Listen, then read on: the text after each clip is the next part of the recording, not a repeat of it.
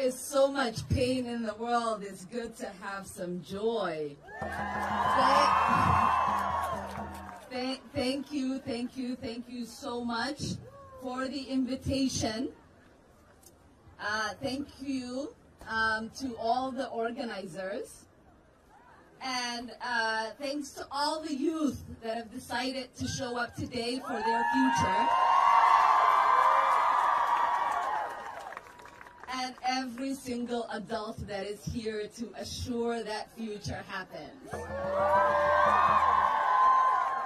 I am here because I believe that people across this country and across the world deserve clean air and clean water.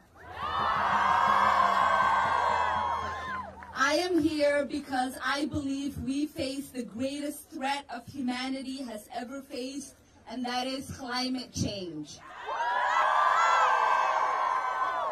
I am here because I know that my son and my daughters will bear the burden of this crisis. I'm here because we must not let the current administrations prioritize corporate interests over the health of all of our communities. Yes, we are at a dark moment in our history, but we are the light that can bring change.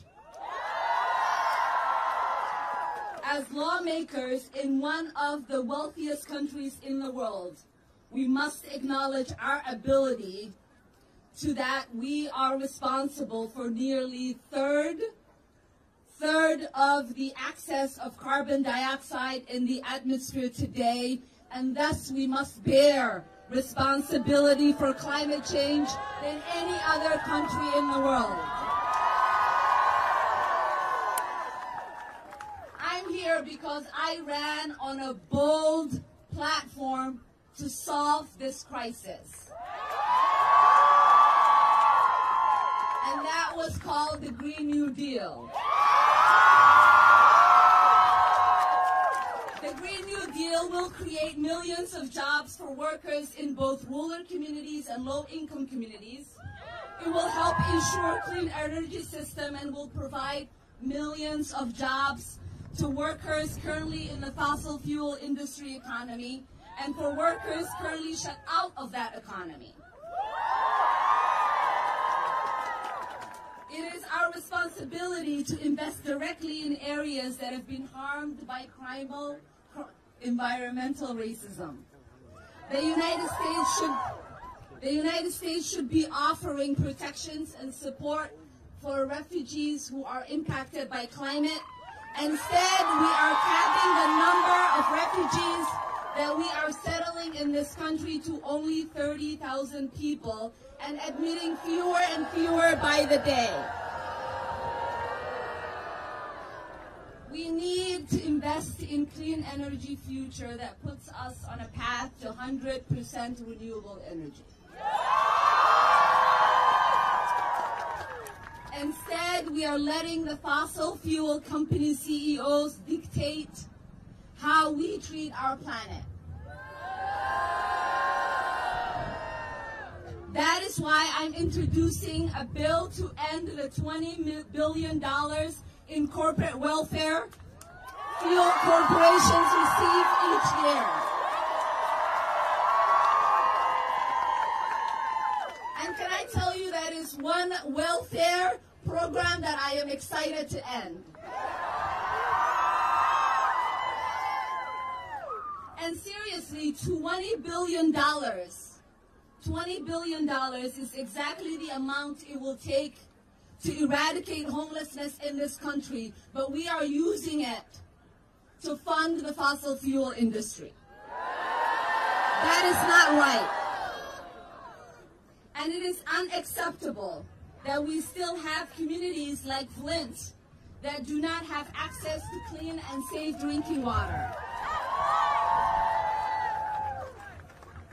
That is why I introduced the Water Act that will provide $35 billion a year to drinking water and wastewater improvements. And we must acknowledge that the waste we create contributes to climate crisis. That's why I'm introducing a zero waste bill, which will invest in local solutions to move us to zero waste future. And lastly, we must end the extraction of the dirtiest fossil fuel in the world and keep it in the ground. In Minnesota, the Line 3 replacement pipeline threatens indigenous communities, our drinking water, and perpetuates climate crisis. We have the opportunity to decide the direction of not only our own communities, but our country. I believe in a country where every child has the opportunity to live to their full potential. A country that puts its greatest hope in the future of all children than we do in our memories of the past.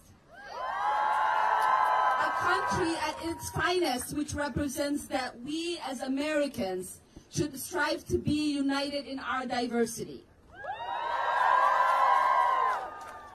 Combating hate and reshaping societal outlooks by reinventing an inclusive democracy is a great task. And we should consider ourselves fortunate to be in positions of influence where we can make a difference. And to those who deny the threat of climate change, I have this to say. They are not my words, they're words that I borrowed from one of my greatest inspirations. She says, "You are not messing with politics, you're messing with lives. You're messing with futures. The young people of America, the young people of the world don't want you to be playing with their lives." And they are not going to just sit down and listen.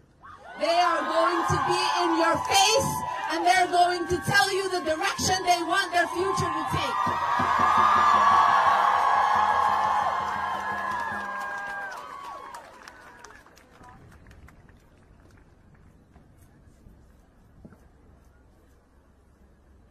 And this young woman, who is such a great inspiration for me, says that she wants to make sure that every politician views and values every single life. I happen to have the honor of calling her my daughter.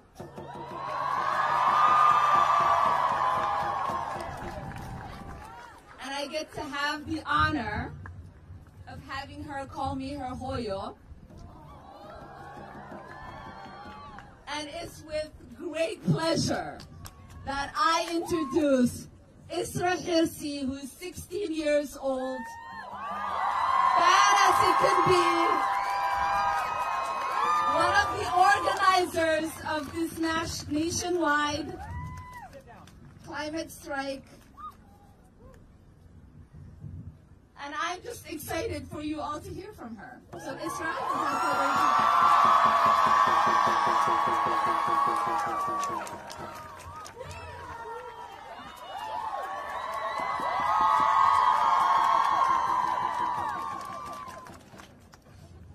Hello everyone. I wanted to thank you all for coming out today in DC, but also all over the world, because we are the future.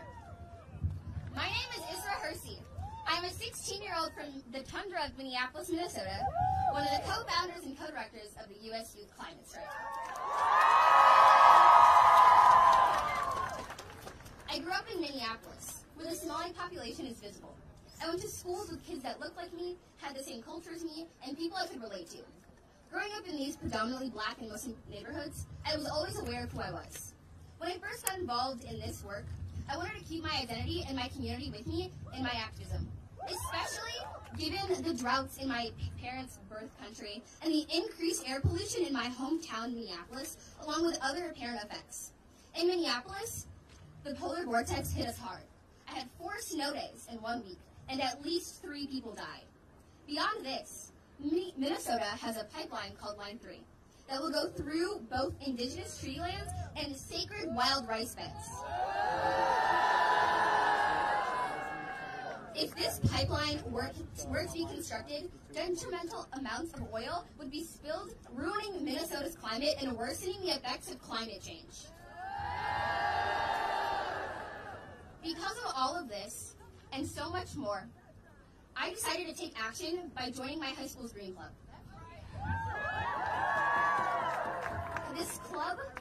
This club, along with so much more, has defined my activism today, but it also made me more aware of my identity in climate activism. I was the only black kid at most meetings, and usually the only person of color. My Green Club consisted of a group of white kids talking about their camping trips. I knew I didn't fit in because I've only gone camping once. It was hard to look like their token and attend their meetings, but I kept going because I wanted to change that. Fast forward a few months, I joined my city's I Matter team. I Matter is an organization that helps youth take climate action in their own city. With I Matter Minneapolis, we were able to pass 100% renewable electricity by 2040 in only a few months. Here, I felt welcomed, but I was still one of the only people of color. Then, October of 2018 rolled around. The IPCC has come, and I was devastated. 2030 was the deadline. That is only 11 years away. Immediately, I thought of my little sister, Ilhan. She's supposed to graduate high school in 2030. I want her to have a future like I get to, and so many others deserve. So then, I joined a statewide youth climate group called Minnesota Can't Wait. A merge of Sunrise Minnesota, MN350, I Matter, etc. Together, we had so much momentum, it was crazy. We introduced the first statewide Green New Deal. But even in this amazing space, I still remained one of the only people of color. And I happened to be one of the only people advocating for communities of color.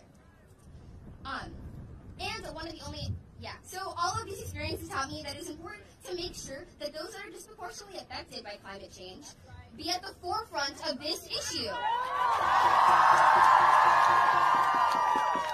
Advocating for ourselves and for our communities. I remember when we first started organizing the climate strikes in late January, reporters would ask me, "So, do you strike every Friday?" My immediate response to that question would be no, and I'll tell you why. Striking, while it is an amazing form of activism, it is extremely inaccessible. Being able to go to your state capitol or city hall or anywhere symbolic is difficult. Especially since youth of color and low-income communities aren't the ones that are usually able to partake either. Many high school and middle school students aren't able to just skip class to fight for things and to go to these events. This doesn't mean that thousands of youth across the world's activism is invalidated. And we shouldn't shun people for not being able to partake in these types of actions. Let us remember our privilege for being here and the work of hundreds of thousands of Indigenous activists before us. We are here because we can be, because the media focuses on some and not others. I know that in my community, many cannot partake in today's action, and I stand here advocating for them and for so many others. Today, I am here for you, I am here for my sister, I am here for my community, and I am here for the world.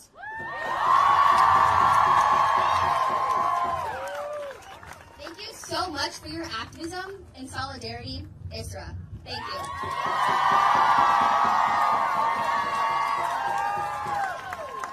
Next, I would like to invite to the stage Havana, aka the Tiny Diplomat.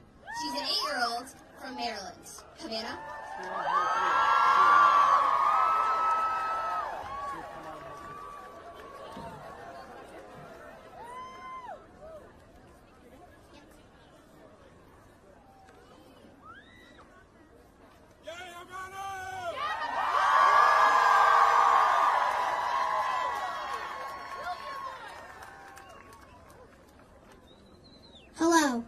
Havana Chapman Edwards, and I'm 8 years old.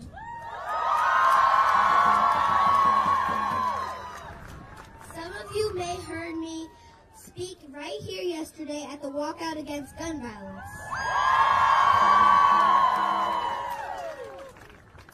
I'm here again today because you can't separate climate justice from other justices.